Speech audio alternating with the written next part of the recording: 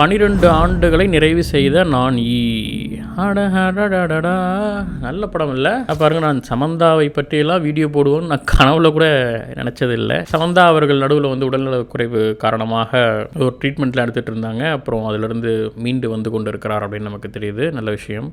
கடந்த ஜூலை 4ஆம் தேதி அன்றைக்கி இன்ஸ்டாகிராமில் ஒரு ஸ்டோரி போட்டிருக்காங்க. என்னென்னா, before taking a medication for a common viral, consider trying an alternative approach.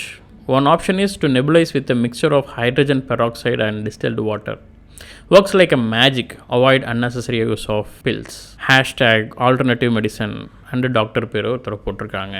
Story வந்து இன்டர்நெட்டில் ரொம்ப வைரலாக பரபரப்பாக பேசப்பட்டது. இவங்க போட்ட இந்த ஸ்டோரிக்கு சில டாக்டர்ஸ்லாம் கொதிச்சு போய் ஹைட்ரஜன் பெராக்சைடு எப்படி நீங்கள் நெபுலைசரில் போட்டு இன்ஹேல் பண்ணுறத காமனாக ஒரு ஜென்ரிக்காக பப்ளிக்கில் நீங்கள் போஸ்ட் பண்ணலாம், உங்களுக்கு ரெஸ்பான்சிபிலிட்டி இருக்கா அப்படின்லாம் நிறைய பிரச்சனைகள். அப்படி சம்மந்தா எதற்காக இதை சஜஸ்ட் பண்ணாங்க, டாக்டர்கள் கொந்தளிக்கிறதுக்கு காரணம் என்ன, உண்மையாகவே ஹைட்ரஜன் பெராக்சைடு வந்து அவ்வளோ ஆபத்தானதா, சம்மந்தா இதுக்கு எதிர்வினை ஆற்றுன்னு சொல்லி அந்த டாக்டர்ஸ் எல்லாம் உள்ளே இழுத்து 3 பக்கம் அறிக்கையெல்லாம் கொடுத்து அதற்கு திரும்ப டாக்டர்ஸ்கள் ஒரு ரிப்ளை கொடுத்து ஒரே கலவரமாக இன்டர்நெட்டில் போயிட்டுருக்கு.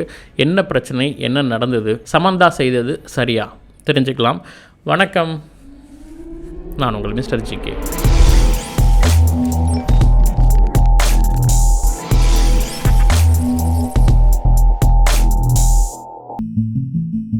வழக்கமாக சமந்தா அவர்கள் இன்ஸ்டா ஸ்டோரியில் நாய்க்குட்டி பூனைக்குட்டி அவங்களுடைய ஃபோட்டோ ஷூட் இதெல்லாம் பகிர்ந்து கொண்டு இருக்கிற ஒரு வேலையில் 2 நாளைக்கு முன்னாடி ஜூலை 4ஆம் தேதி அன்றைக்கி பார்த்திங்கன்னா அவங்க வந்து நெபுலைசர் வச்ச மாதிரி ஒரு ஃபோட்டோ போட்டு ஒரு காமன் வைரல் இல்லை வந்து சுவாசம் சம்மந்தமான தொற்றுகளுக்கு நீங்கள் ஜென்ரலான மாடர்ன் மெடிசன் போகிறத விட ஆல்டர்னேட் மெடிசன்ஸை வந்து நீங்கள் ட்ரை பண்ணி பார்க்கலாம், அது ஒரு மேஜிக் மாதிரி ஒர்க் ஆகும் அப்படின்னு சொல்லி ஹைட்ரஜன் பெராக்சைடு அதோட பேரெல்லாம் போட்டு டீட்டெயிலாக எழுதியிருந்தாங்க. இதை பார்த்துட்டு நிறைய பேர் அதற்கு எதிர்வினை ஆற்றியிருக்கிறாங்க. ஆனால் அது ஒரு இன்ஸ்டா ஸ்டோரிங்கிறதால பப்ளிக்காக என்ன ரியாக்ஷன் வந்தது அப்படிங்கிறது வெளியில் தெரியல.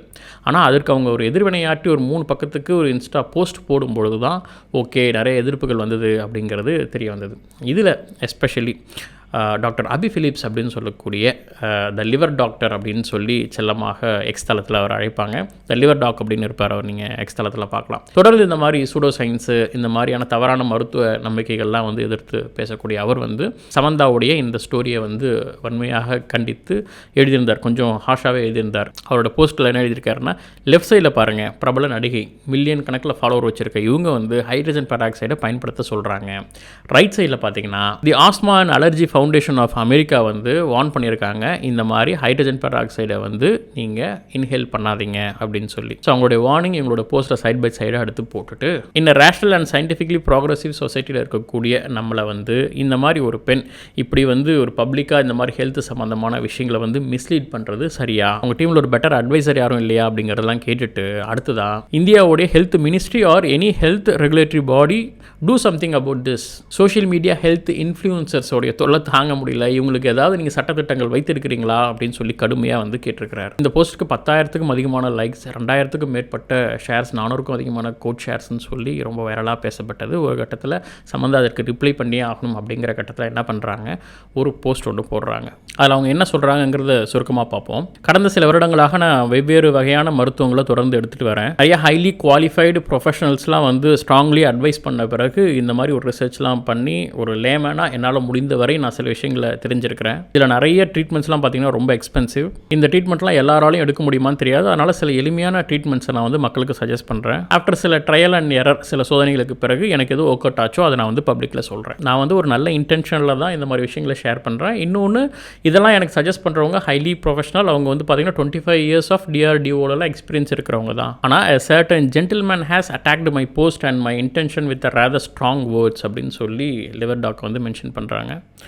அவர் ஜென்டில்மேன் அப்படின்னு தான் குறிப்பிட்றாங்க. இந்த ஜென்டில்மேன் வந்து ஒரு டாக்டரும் கூட. அவருக்கு கண்டிப்பாக என்னை விட நிறைய விஷயங்கள் தெரிந்திருக்கலாம், கொஞ்சம் கைண்டாக கம்பேஷனேட்டாக சொல்லியிருக்கலாம். பட் அவருடைய வேர்ட்ஸ்லாம் வந்து ரொம்ப ப்ரொவோகேட்டிவாக இருக்குது அப்படின்னு சொல்கிறாங்க. It would have been nice, என்னுடைய டாக்டரை வந்து நீங்கள் வந்து ஒரு பொலைட்டாக ஒரு டிபேட்டுக்கு கூப்பிட்டீங்க அப்படின்னா அந்த இன்ட்ராக்ஷன் வந்து நல்லா இருந்திருக்கும். நானும் அந்த டிபேட்லேருந்து ஹைலி குவாலிஃபைடு ப்ரொஃபஷனல்லேருந்து சில டிஸ்கஷன் மூலமாக விஷயங்களை நானும் கற்றுக்கிட்டு இருப்பேன். ஸோ இப்படி தான் நான் ஒரு நல்ல விஷயமாக தான் சொன்னேன். பட் ஏன் எல்லா டாக்டர்ஸும் இவ்வளோ எதிர்வினையாற்றுறாங்க அப்படின்னு சொல்லி இந்த போஸ்ட்டை போட்டாங்க. இப்போ கூட இந்த போஸ்ட் வந்து இன்ஸ்டாகிராமில் இருக்குது, போய் பாருங்கள். அது கீழே எவ்வளோ டாக்டர்ஸ் முக்கியமான ஆட்கள்லாம் வந்து கமெண்ட் போட்டிருக்காங்க அப்படின்னு பாருங்கள். உங்களுடைய பர்சனல் ட்ரீட்மெண்ட்டில் நீங்கள் என்னென்ன மருந்து யூஸ் பண்ணுறீங்கிறதெல்லாம் ஓப்பனாக இந்த மாதிரி போட்டு பப்ளிக்கு நீங்கள் எக்ஸ்போஸ் பண்ணக்கூடாது. இது ஒரு மருந்து உங்களுக்கு ஒர்க் ஆகிட்டு இருக்கிறது உங்களோட ஹெல்த் கண்டிஷனுக்கானது, அது எல்லாருக்கும் இதே மாதிரி ஒர்க் ஆகும் அப்படிங்கிறதுக்கு எந்த கேரண்டியும் கிடையாது, அதனால் நீங்கள் பண்ணுறது சரி கிடையாதுங்கிற மாதிரி தான் நிறைய பேர் மென்ஷன் பண்ணியிருக்கிறாங்க. ஸோ அகைன் இந்த போஸ்ட்டுக்கு லிவர் டாக் வந்து ஒரு ரிப்ளை போட்டிருந்தார். Miss Samantha Ruth Prabhu has responded to my provocative criticism of her endorsement of unscientific, pseudo-scientific and baseless alternative medicine therapies by plan அப்படின்னு உட்காந்து நிறைய எழுத ஆரம்பிச்சிட்டாரு. Please note she is a serial offender in the context of health care misinformation and she has been in line of fire previously too. இந்த மாதிரி அவங்க தொடர்ந்து செஞ்சுட்டே தான் இருக்காங்க, இது ஒன்றும் புதுசு கிடையாது. உடனே வந்து விக்டிம் கார்டை ப்ளே பண்ணுறாங்க, அவங்க வந்து தான் பாதிக்கப்பட்டவர்கள் மாதிரியும் நான் வந்து மற்றவங்களுக்குலாம் காசு இல்லாதவங்களுக்காக நல்லது பண்ணுறேன் அப்படிங்கிற மாதிரி மிஸ்இன்ஃபர்மேஷனை நிறையா தொடர்ந்து சொல்லிட்டு வராங்க. ஏதாவது ஒரு சயின்டிஃபிக் கிரிட்டிசிசம் சொன்னால் உடனே விக்டிம் ப்ளே பண்ணுறாங்க. ஒரு asthma and allergy foundation of அமெரிக்காவுடைய சயின்டிஃபிக் கம்யூனிட்டியோ இந்த மாதிரி மெடிக்கல் கவுன்சில் இவங்களாம் கொடுக்கறதெல்லாம் கூட இவங்க பெருசாக கன்சிடர் பண்ணிக்க மாட்டாங்க. நான் அவ்வளோ ஃபேக்டோட பேசும்போது திரும்ப திரும்ப இவங்க வந்து அந்த ஃபேக்ட்ஸை இக்னோர் பண்ணுறாங்க. Zero hope for improving scientific temperament and rationalism in this country அப்படின்னு சொல்லி கடுப்பாயிட்டார். உண்மையாகவே a celebrity influencer really want to impact the people positively, then start unlearning and relearning and develop critical thinking skills. அதுதான் ஒரு செலிபிரிட்டியாக நீங்கள் மக்களுக்கு செய்ய வேண்டிய நன்மை. இருக்கிற பழைய விஷயங்கள்லாம் எடுத்துகிட்டு புதுசாக அன்லேர்ன் பண்ணுங்கள், ரீலேர்ன் பண்ணுங்கள், சில விஷயங்களை அடாப்ட் பண்ண கற்றுக்கோங்க அப்படின்னு சொல்கிறார். சமந்தாவுடைய ரசிகர்கள் அப்புறம் ஆல்டர்னேட் மெடிசன் இவங்கெல்லாம் வந்து பயங்கரமாக தாக்கி அவரோட வேலையெல்லாம் விட்டு இதெல்லாம் தொடர்ந்து எழுதிட்டு இருக்கிறவர் ஒரு கட்டத்தில் கடுப்பாகி என்ன சொல்கிறாரு, I won't commenting or debunking any Samantha's future post. இந்த மாதிரி அவங்க இதுக்கப்புறம் எது போட்டாலும் நான் அதெல்லாம் வந்து டீபங்க் பண்ணுறதா இல்லை. ஏன்னா அவர் சொல்கிறார் ஒரு quote, you cannot help people that don't want to be helped அப்படின்னு சொல்லி ஜான் ஆம்ஸ்ட்ராங் சொன்ன ஒரு கோட்டை வந்து போட்டு முடிச்சிட்டார். ஸோ இந்த இஷ்யூ வந்து பிபிசியில் வருது, த வீக்குன்னு சொல்லக்கூடிய ஒரு ஆர்டிக்கலாக வருது. அதை கூட எடுத்து இவர் ஷேர் பண்ணுறாரு செய்யிங். லெஃப்ட் சைடில் சமந்தா அவர்களுடைய ஃபோட்டோ, ஸ்டார் இன் அட்லீஸ்ட் 50 மூவிஸ். அவங்க வந்து ஹெல்த் இன்ஃப்ளூயன்சர் ஆமாம், study medicine for 11 years, practice for 10 years, வந்து சயின்ஸ் இன்ஃப்ளூயன்சர் அப்படின்னு சொல்லி அவருக்கு வந்து இன்ஃப்ளூயன்சருங்கிற வார்த்தையை கூப்பிடாதீங்க, நான் இன்ஃப்ளூயன்சர் இல்லை, நான் டாக்டர் அப்படின்னுவார். ஸோ அதை இது பண்ணி எழுதியிருக்காரு. ஸோ இப்படி இந்த செய்தியை வந்து பத்திரிகைகள்லாம் பேச ஆரம்பித்த உடனே சமந்தா அவர்கள் இருங்க என்னையா போட்டு அடிக்கிறீங்க, இருங்க எங்கள் டாக்டரை கூப்பிட்டு வரேன்னு, வாங்க டாக்டர்னு டாக்டரை கூப்பிட்றாங்க.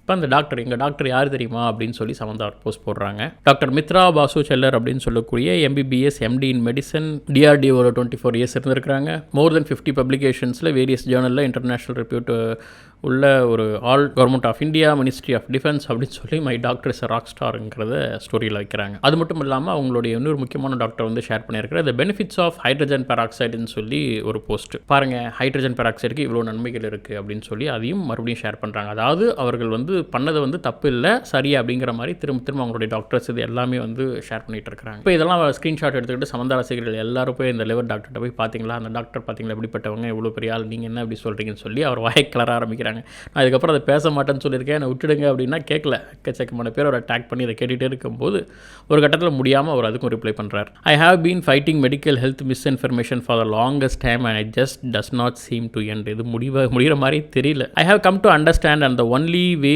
To fight medical misinformation is to consistently speak about it and make examples of people who mislead and misinformation. இதெல்லாம் எதிர்த்து பேசுறதுக்கு ஒரே வழி வந்து யாரெல்லாம் இதை பேசுகிறாங்களோ அவங்களாம் எக்ஸ்போஸ் பண்ணி விடுறது தான் அப்படின்னு சொல்லி அந்த டாக்டர்ஸை பற்றி எழுதுறாரு. அவங்க டாக்டர்ஸ் இதெல்லாம் வந்து கிரெடிபிள் சோர்ஸில் வந்து இதெல்லாம் ஷேர் பண்ணியிருக்கிறாங்களாமே, இதெல்லாம் ஃபேக்ட் செக் பண்ணிங்களா, அவங்களுடைய டாக்டர்ஸ் கூட நீங்கள் வந்து டிபேட்டுக்கு வர ரெடியா அப்படின்லாம் சொல்லி அவர்கிட்ட ஒரு எடுத்துருக்காங்க. அதுக்கு அவர் சொல்கிறாரு, I'm a clinical doctor, almost decade 10 வருஷத்துக்கு மேலே நான் வந்து இதை நான் டீல் பண்ணிட்டு இருக்கிறேன், மெடிக்கல் ப்ராக்டிஸ் பண்ணிட்டு இருக்கிறேன், எவ்வளோ பேஷண்ட்ஸை பார்த்துருக்கிறேன், லிவர் சம்மந்தமான பிரச்சனைகளை பார்த்துருக்கிறேன். நான் தொடர்ந்து ஒரு மருத்துவ முறை, அந்த மருந்துகள், அதுக்கான பக்க விளைவுகள், அதுக்கான ஆய்வுகள், அந்த ஆய்வு குறிப்புகள்னு எல்லாமே டேட்டாவோட போஸ்ட் பண்ணிட்டு இருக்கேன். நான் உட்காந்து டிபேட் பண்ணுறதுக்கு தயாராக இல்லை. என்னோட நண்பர் சொல்வார், ஒரு அறிவியல் உண்மைக்கு யாராவது டிபேட் வைப்பாங்களா, ஒரு கல் கையில் வச்சுருக்கேன், விட்டால் கீழே விழுந்துடும், டிபேட் வச்சுக்கலாமா விழுமா விடாதான்னு அப்படின்னா அது டிபேட் கிடையாது, போட்டால் விழுந்துடும்.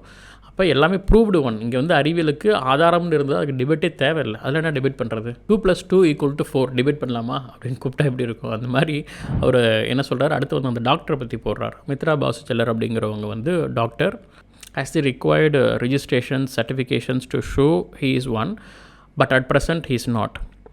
His clinic runs. அந்த டாக்டர் எப்படிப்பட்டவர் அப்படிங்கிறது அவருடைய ஹிஸ்ட்ரியை பார்த்தாலே தெரியுது. ஓசோன் தெரப்பி அப்படிங்கிறத வந்து அவர் இன்னும் என்கரேஜ் பண்ணிகிட்டு இருக்கார். 2019 Food and Drug Administration FDA வந்து வார்ன் பண்ணியிருக்கிறாங்க. ஓசோன் தெரப்பி வந்து not enough evidence to conclude it's effective or safe அப்படின்னு சொல்லி மெடிக்கல் யூஸ் பண்ணக்கூடாது அப்படின்னு சொல்லியிருக்கிறாங்க. ஆனால் அதை பண்ணிகிட்டு இருக்கிறாரு. IV காக்டெயில் தெரப்பி அப்படிங்கிறத இவர் இன்னும் ரன் பண்ணிகிட்டு இருக்காரு. பட் அது வந்து ஒரு ஃப்ராடுலன்ட் ப்ராக்டிசஸ் அப்படின்னு சொல்லி any doctor who provides treatment for pre alcohol and post alcohol use is not a doctor in my strong opinion அப்படின்னு சொல்லி அவர் போட்டிருக்கிறாரு. ஸோ அந்த வகையில் இந்த டாக்டருடைய ஹாப்பி ஹவர்ஸ்ன்னு சொல்லி ஏதோ தெரப்பி அப்படின்லாம் போட்டு அதை விமர்சிச்சிருக்கிறாரு. அப்புறம் IV விட்டமின் தெரப்பிஸ்லாம் அந்த டாக்டர் பண்ணியிருக்காரு. அதை பற்றி NCBAயில் வந்திருக்கக்கூடிய அந்த பேப்பரை பாருங்க, அதை இணைச்சிருக்கிறாரு. லோ டோஸ் கேட்டமைன் தெரப்பி அப்படின்னு சொல்லி ஒன்று பண்ணுறாரு. இது எல்லாரும் பண்ணக்கூடிய தெரப்பி கிடையாது. பட் இந்த டாக்டர் வந்து அதுக்கான ப்ரொசீஜர், அதுக்கான ப்ராப்பர் எக்ஸ்பர்ட்ஸ்லாம் இல்லாமல் இது எப்படி பண்ணுவார் அப்படின்னு கேட்டிருக்காரு. அதே மாதிரி இந்த டாக்டர் வந்து UV பிளட் ரேடியேஷன் தெரப்பிலாம் பண்ணுறாரு. அது வந்து utter nonsense, medically wasteful and expensive procedure which is American cancer சொசைட்டியே வந்து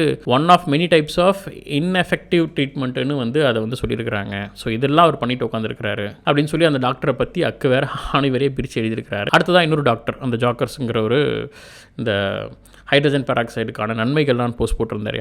அவர் வந்து ஒரு டாக்டரே கிடையாது, நேச்சுரோபேத் அப்படின்னு சொல்கிறார். இந்த டாக்டர் வந்து யூஎஸ்ஓடைய FDA அமைப்பு பல முறை வந்து வார்னிங் கொடுத்துருக்கு. இவருக்கு நிறைய ஹெல்த் ரெகுலேட்டரி பாடிஸில் வந்து promoting public health, endangering products and சர்வீசஸ்லாம், ரொம்ப ஆபத்தான பொருட்களையும் சர்வீசஸையும் இவர் செய்கிறதால இவர் மீது நிறைய அலிகேஷன்ஸ் இருக்குது. இஸ் பிளைன் சிம்பிள் ஃப்ராட் அப்படின்லாம் போட்டிருக்கிறாரு. ஸோ இப்படி அந்த 2 டாக்டரை பற்றி புட்டு இவங்க மேலே இவ்வளோ அலிகேஷன்ஸ் கம்ப்ளைண்ட்ஸ்லாம் இருக்குது, இதெல்லாம் எடுத்துக்கிட்டு என்கிட்ட வராதிங்கன்னு சொல்லி ஒரு போஸ்ட் போட்டார். இன்னொரு டாக்டர் நண்பர் சொல்லுவார், எல்லாத்துக்கும் ஆல்டர்னேட் கேட்க ஆரம்பிச்சிட்டாங்க. ஒரு ஃபிசிக்ஸ்க்கு வந்து ஆல்டர்னேட் ஃபிசிக்ஸ்னு இருக்கா, கெமிஸ்ட்ரிக்கு ஆல்டர்னேட் கெமிஸ்ட்ரின்னு இருக்கா, அதுனா மெடிசனுக்கு மட்டும் ஆல்டர்னேட் மெடிசன் வச்சுருக்கீங்க அப்படிங்கிற மாதிரி. என்ன பண்ணுறது, சினிமா தேட்டர்லேயும் மசாலா கேட்குறாங்க, ஹாஸ்பிட்டலில் மருத்துவத்துலேயும் வந்து மசாலா கேட்குறாங்கிற மாதிரி கமர்ஷியலாக மாறிட்டு வருது. ஸோ இப்படி தாங்க இந்த விஷயம் மாறி போயிட்டு இருக்கு. உண்மையாகவே இந்த ஹைட்ரஜன் பெராக்சைடுனா என்ன? H2O2 அப்படின்னு சொல்லக்கூடிய இந்த ஹைட்ரஜன் பெராக்சைடு அப்படின்னு சொல்லக்கூடிய இந்த வேதிப்பொருள் வந்து நம்ம வீட்டில் சுத்தம் செய்யக்கூடிய இந்த கிருமி நாசினிகளில் வந்து நிறைய பயன்படுத்துவாங்க. எஸ்பெஷலி இந்த கோவிட் டைமில் பார்த்தீங்கன்னா நிறைய பேர் இந்த மாதிரி கோவிட் தொற்றுலேருந்து பாதுகாத்துக்கிறதுக்காக இந்த டிஸ்டில்டு வாட்டர் இருக்கு இல்லையா, காய்ச்சி வடிகட்டிய நீரில் வந்து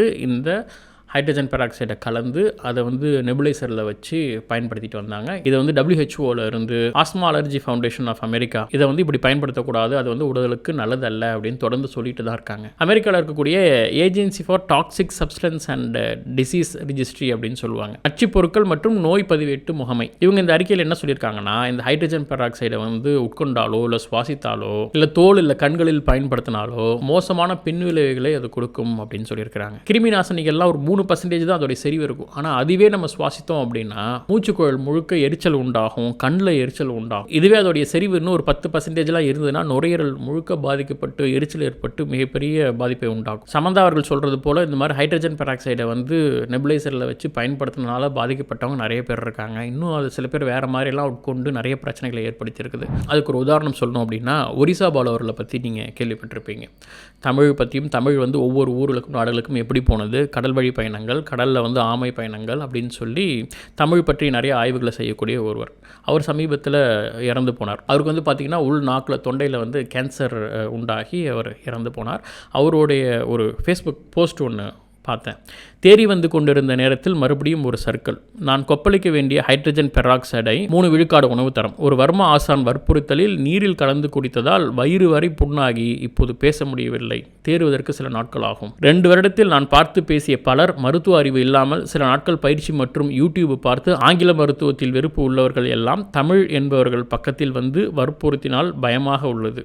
அதிக அன்பும் ஆபத்து தருகிறது. உடலுக்கு மொழியை விட தக்க உணவு தான் தேவை. அவர் நிறைய இன்டர்வியூஸில் நல்லா பேசி பார்த்துருப்பீங்க. ஆனால் கடைசியாக அவர் ஃபேஸ்புக்கில் போய் அவருடைய வீடியோஸ்லாம் பாருங்கள். தொண்டை குரல் எந்த அளவுக்கு போனதுக்கு காரணம் வந்து இந்த ஹைட்ரஜன் பெராக்சைடு.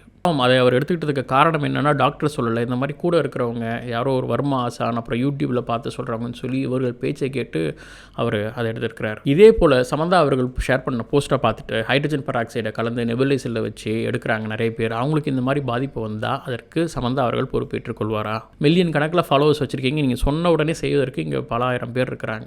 அப்படி இருக்கும்பொழுது இந்த மாதிரி ஸ்டோரியில் போஸ்ட் போடுறீங்க அப்படின்னா டாக்டர்கிட்ட கன்சல்ட் பண்ணலாம். டாக்டர் அப்போ கூட அவங்க எடுத்துக்கொண்டு இருக்கக்கூடிய மருத்துவ முறை சரியா தவறா அவங்களுடைய உடல் நிலைமைக்கு டாக்டர் ஏதோ சஜஸ்ட் பண்ணியிருக்கிறார். ஆனால் அது காமன் போல் எல்லாரும் இதை செய்யுங்க அப்படின்னு இவங்க சொல்கிறதுக்கு இவங்க எப்போ டாக்டர் ஆனாங்க? ஆக மருத்துவம் அப்படின்னு ஒரு விஷயம் வரும்பொழுது ஒவ்வொரு நோயாளிக்கும் அவர்களுடைய நோயின் தன்மை, தீவிரம், அவங்களுடைய வயது அப்படின்னு அவங்க உடல்நிலையை பொறுத்து அந்த மருத்துவம் மாறும். பொதுவாக போகிற போக்கில் அந்த மாதிரி நம்ம எல்லாருக்கும் மருத்துவத்தை சொல்லிடக்கூடாது. ஒரிசாவால் அவர்களுடைய இந்த போஸ்ட்டு கீழே கமெண்ட்ஸ் பார்த்தீங்கன்னா, பூசணிக்காவை சமைச்சு சாப்பிடுங்க, மஞ்சத்தூளை கரைச்சி குடிங்க, கீரையை இப்படி சாப்பிடுங்க அப்படின்னு சொல்லி ஆளுக்கு இஷ்டத்துக்கு நிறைய கமெண்ட்ஸில் வந்து மருத்துவம் பார்த்துட்டு இருந்தாங்க. ஸோ மருத்துவம் அப்படின்னு வரும்பொழுது உங்களுக்கான மருத்துவத்தை உங்களுக்கான டாக்டர் என்ன சஜஸ்ட் பண்ணுறாங்களோ அதை நீங்கள் எடுத்துக்கோங்க. அதை வந்து வெளியில் பப்ளிக்காக இது எனக்கான மருத்துவ முறை, இது எனக்கான மருந்து, இது நீங்கள் எல்லாரும் ட்ரை பண்ணி பாருங்கள் அப்படின்லாம் சொல்ல வேண்டாம். எனவே சமந்தா அவர்களுடைய உடல் முழுமையாக குணமாகி வர நம்மளுடைய வாழ்த்துக்கள். இன்னும் நிறைய சுவாரஸ்யமான விஷயங்கள் தெரிஞ்சுக்க வேண்டியது இருக்குது. தொடர்ந்து நிதிருங்கள் மிஸ்டர் ஜிகேயுடன். நன்றி.